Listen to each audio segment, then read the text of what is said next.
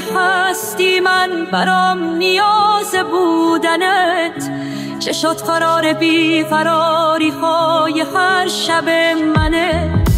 ای تو همه امید من، ای خالق ترانه ها، تو بهترین رفیق من، تو اوج بد بیاریم. میگم تمام شاعرها برای تو غزل بگن، میگم تمام خنده ها زخم لبای تو بشن، پناه لحظه های سخت شریک آرزوم تویی. میگم همه ستاره ها چراغ راه تو بشن.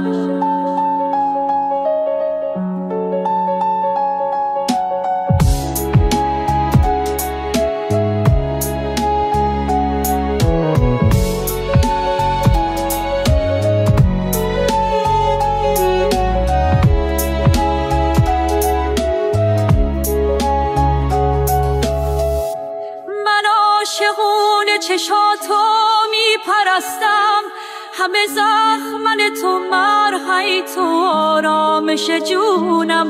برای غربت این دل چاره بودی، همه رفتن تو موندی، عشق دیروز و هنوزم.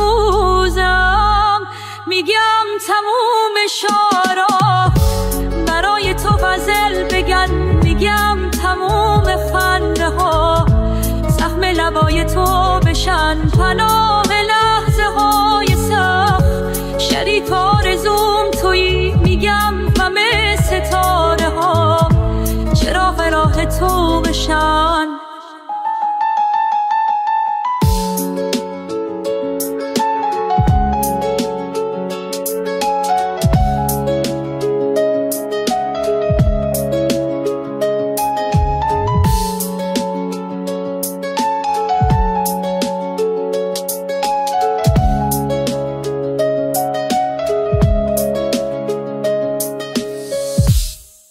ساخته شده توسط هوش مصنوعی